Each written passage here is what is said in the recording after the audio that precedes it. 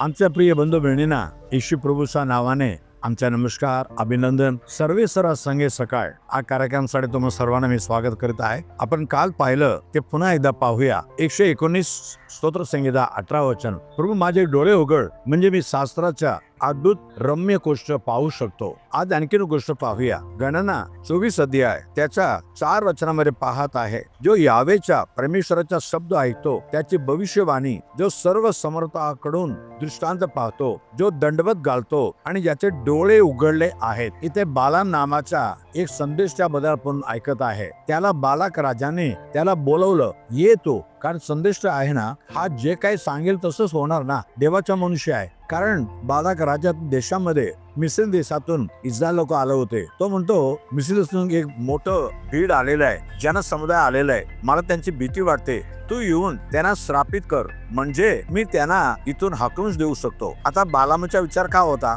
हे कुठलं माणसं काय कळत नाही, चला जाऊन 2 शब्द त्यांना श्राप देऊ, त्यांचे नाश होईल असं विचारणं येतो. पण इथं येऊन देवाचं दर्शन त्यांनी पाहिलं, त्याचे डोळे उघडले, तर त्याच्या विचारधारा बदलली. आज पण आपण किती लोकांबद्दल आमच्या मनामध्ये वाईट विचारधारा असतो किंवा एक भिन्न विचारधारा असतो.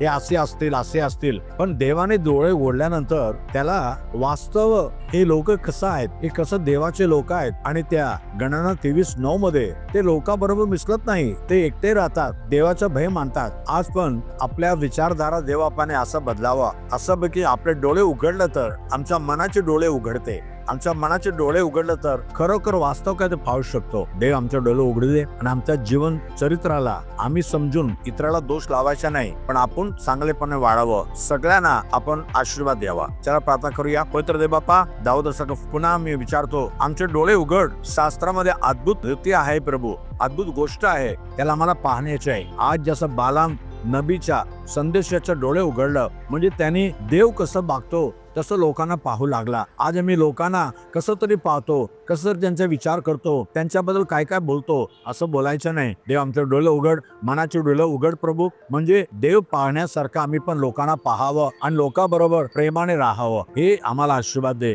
आणि आज पण वचन ऐकणाऱ्याच्या जीवनामध्ये जे काय गरजा आहे सर्व पूर्ण कर, आशीर्वाद कर. येशूच्या नावाने मागितो नाईक प्रभू राजा. आमीन आणि आमीन. God bless you. आमेन.